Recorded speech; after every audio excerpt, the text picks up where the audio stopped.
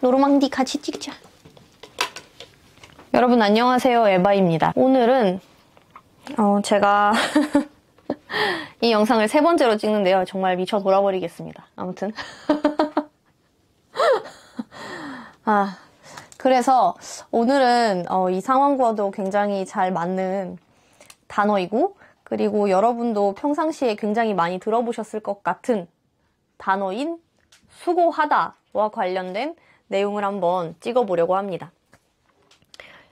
일단 수고하다 관련해서 사실 그 댓글로도 몇 분께서 한번 찍으면은 좋겠다라는 의견을 남겨주신 부분도 있고, 저 스스로도 특히나 통역을 할 때 수고하셨습니다 뭐 이런 식으로 인사말을 들을 때 사실 딱 떨어지는 등가어가 없기 때문에 항상 대체어를 찾아서 통역을 할 수밖에 없는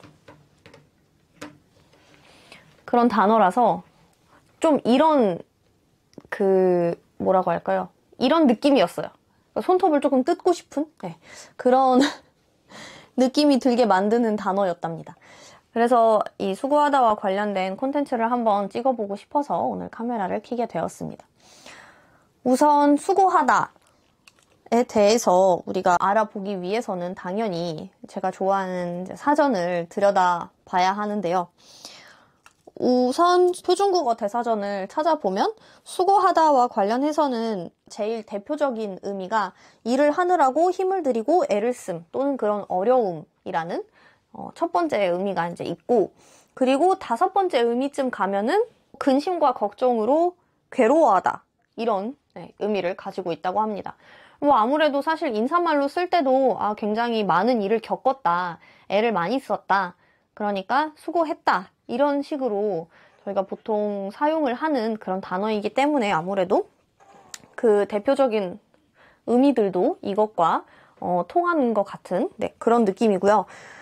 수고하다에 대해서 더 깊이 파악하기 위해서 이제 한자 풀이도 한번 찾아봤습니다. 수고하다 자체가 받을 숫자와 이제 쓸 고자를 사용한 한자어이기 때문에 그러면 각각의 한자어들이 가지고 있는 어떤 의미가 있지 않을까, 더 깊은 내막이 있지 않을까라는 생각에 한번 한자어 풀이를 찾아봤는데, 고생하다에도 쓸 고자가 들어가고 수고하다에도 쓸 고자가 들어가는데, 이게 원래는 풀이 쓰다라는 의미를 가지고 있었대요. 그러니까 어떤 잔디 뭐 이런 거 그런 게 쓰다 해가지고 그 쓴 것을 먹으면 당연히 괴롭다라는 느낌이 들기 때문에 쓸 고자가 결국에는 쓰다, 거칠다, 괴롭다, 힘쓰다, 애쓰다, 싫어하다 이런 의미를 가지게 되었고, 그리고 또 받을 숫자에 대해서는 이 의미가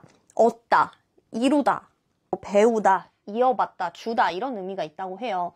그러니까 요걸 합쳐서 생각해 본다면 어떤 것을 배우거나 아니면 어떤 것을 이루거나 하기 위해서는 고통을 통해서 이룰 수밖에 없다. 아니면 어떤 걸 받기 위해서는, 이루기 위해서는 고통을 감내해야 된다. 이런 게 되지 않을까라는 생각을 해봤습니다. 어찌 보면 뭐 쇼펜하우어의 그런 철학과도 굉장히 접점이 있는 것과 같은 그런 단어인데, 어쨌든 이 단어가 사실 제가 오늘 주제어로 가지고 온 이유 중에 하나가 통역할 때도 굉장히 도전정신을 불러오는 그런 단어이긴 하지만 우더른에게 이 단어를 쓰면 안 된다 그런 이야기가 있더라고요. 스스로도 사실 우더른뿐만 아니라 그냥 후배들한테도, 학생들한테도, 아니면 친구들한테도 수고했어 라는 단어를 잘 안 쓰게 되더라고요. 그런데 왜냐? 그냥 뭔가 사회적으로 그러면 안 될 것만 같아서가 사실상 지금의 저의 답입니다. 그래서 오늘 이렇게 찾아보기 시작한 것도 예를 들어서 어떤 사전적인 정의에 그런 내막이 있지 않을까.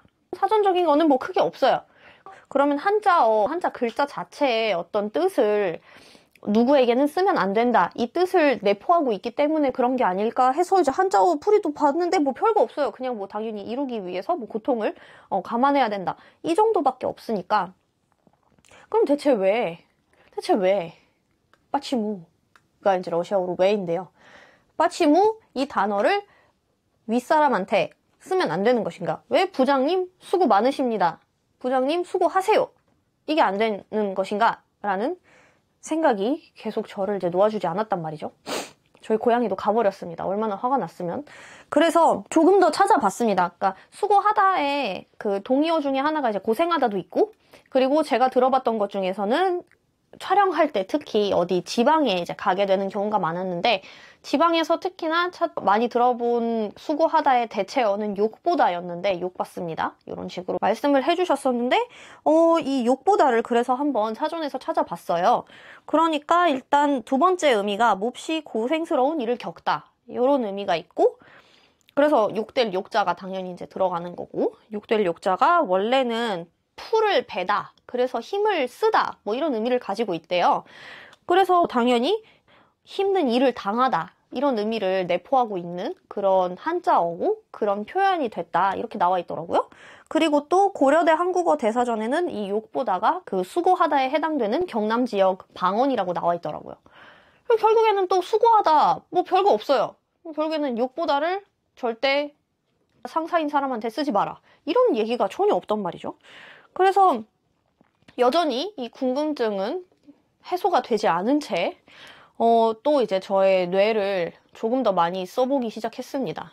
대체 이 단어에 어떤 그 사회적인 문제가 있길래 사회적인 어려움이 있길래 16세기 때부터 써온 이 단어가 왜 윗사람한테는 절대 쓰면 안 되는 그런 금기어가 됐을까라는 그런 생각에 이 단어의 뒤에 어미를 한 번씩 조금 바꿔봤습니다. 그러니까 시제를 한번 건드려 봤는데요. 과거형, 뭐 현재형, 미래형 이런 식으로 하나씩 돌려가면서 제가 이 단어를 현재형으로 들었을 때 나의 마음, 과거형으로 들었을 때 나의 느낌, 뭐 이런 것들을 한번 이렇게 그 대조를 해보기 시작했습니다.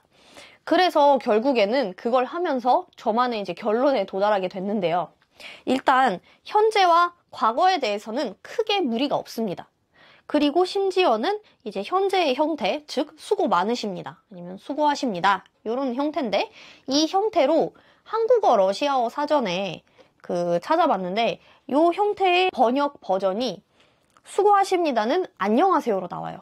그러니까 즉 수고하십니다 라고 하면 그냥 안녕하세요 정도의 의미를 가지고 있는 그런 상황이 되고, 저 자체도 뭐 예를 들어서 뭐 에바씨 수고 많으십니다 라고 들었을 때, 만약에 일할 때 그런 이야기를 들었으면 뭐 크게 문제가 없어요. 그래서 오케이. 그러면 현재형은 오케이. 그 다음에 과거형을 한번 만들어 봤습니다. 과거형은 수고 많으셨습니다, 뭐 수고하셨습니다, 이런 거겠죠. 이것 또한 한국어 러시아어 사전에 찾아보니까 수고했습니다는 감사합니다로, 스파시바로 이렇게 되어 있더라고요. 즉 수고했습니다에 대해서는 다른 사람의 어떤 수고에 대해서 내가 감사의 뜻을 표하는 의미로 이 단어를 쓸 수 있다.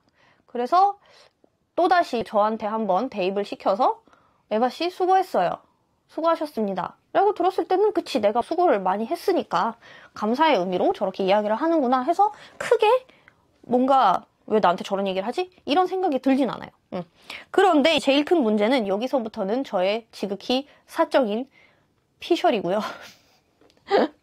뭐 소견이라고나 할까요? 네. 그래서 이것에 대해서는 사실 여러분들의 의견과 생각이 궁금하기 때문에 꼭 댓글로 남겨주셨으면 좋겠는데요. 어쨌든 제가 결론적으로는 미래형으로 만들었을 때 미래형이 저를 심란하게 만들었습니다. 왜냐? 생각해봤을 때 이제 제가 프리랜서로 통번역을 하다 보니까 가끔은 남편과 이 일하는 시간대가 맞지 않을 때가 있어요. 일하는 시간대도 그렇고 일하는 요일이나 이제 날도 그렇고, 보통 뭐 평일에 다들 일을 하시는데 가끔 저희 같은 경우는 번역을 주말에 해야 될 때도 많고 뭐 통역을 주말에 해야 될 때도 있고 하니까 가끔은 예를 들어서 저는 일이 잡혀 있는데 주말에 남편 같은 경우는 뭐 지인을 만나러 간다거나 아니면 자기 볼일을 보러 간다거나 할 때 제가 일을 나가면서 이제 남편한테 오늘도 수고해 이런 말을 들어요. 즉 오늘도 수고했어, 아니면 오늘도 수고하네, 이게 아니라 오늘도 수고해. 즉 뭔가 명령어의 형태가 된단 말이죠. 수고하세요. 이런 느낌. 물론 그런 의미로는 얘기를 한 게 아니겠지만 어쨌든 이 미래 형태가 되면서 뭔가 명령어의 뉘앙스를 띠게 되면서 뭔가 이 단어가 왜 나만 수고를 하는 느낌이지? 라는 생각이 들게 만드는 그런 단어가 되더라고요. 이 시제가 바뀌면 미래형으로. 그러다 보니까 부장님 수고하세요. 이렇게 얘기했을 때 부장님 이 사원 이에 맞는 퇴근 빠이빠이 합니다. 부장님은 앞으로도 계속해서 열심히 수고 많이 하세요. 이런 느낌이 되기 때문에 이걸 우더런한테 쓰면 안 되는 건가? 라는 생각에 도달하게 됐습니다. 왜냐? 남편한테 그 얘기를 들으면 당연히 의도가 다르겠지만 뭔가 너만 일해라. 나는 놀러 간다. 이런 느낌으로 와닿을 때가 있단 말이죠. 그러다 보니 아무튼 저 혼자서 내린 결론은 이 미래형이 제일 조금 사회 언어학적으로 이 반감 같은 거를 불러오는 게 아닌가라는 그런 생각에 도달하게 됐고요. 그리고 또 국립국어원에 이제 이것과 관련해서 찾아보니까 윗사람한테는 국립국어원에서 이제 감사합니다. 고맙습니다. 애쓰셨습니다. 노고가 많으셨습니다. 이런 식으로 과거형에 대해서 이렇게 대체어를 사용하는 게 더 좋다, 더 권장이 된다 라고는 나와 있는데 미래형과 관련해서는 딱히 뭐가 안 나와 있더라고요. 미래형과 관련해서는 제가 거의 뭐 유레카 수준의 이제 뭔가 새로운 것을 발견한 게 아닌가라는 자화자찬에 빠지는 그런 상황이 돼버리긴 했는데 어쨌든 제가 봤을 때는 미래형이 제일 조금 그런 껄끄러운 그런 형태로 사람한테 심리적으로 다가오는 게 아닌가라는 생각을 했고요.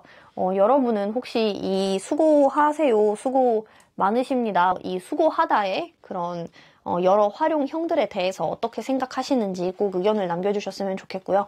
뭐 저 혼자서는 이런 결론을 내리기는 했지만 왜 윗사람한테는 쓰면 안 되는 그런 단어가 되었는지에 대해서 조금 역사적인 부분을 알고 계시는 분이 계신다면 꼭 댓글로 남겨주시기 바랍니다. 왜냐면 저는 문헌에서도 찾아보고 뭐 여러 단어 관련된 서적에서도 찾아봤는데 크게 저는 발견을 못했거든요.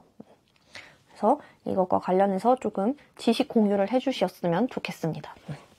그래서 오늘은 이렇게 마무리를 지어보려고 합니다.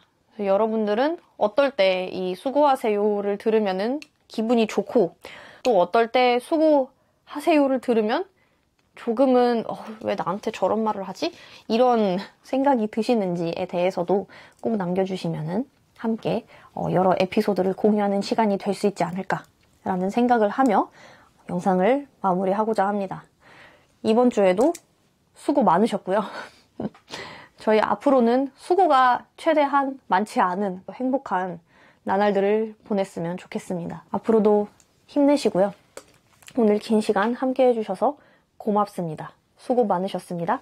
건강하십시오.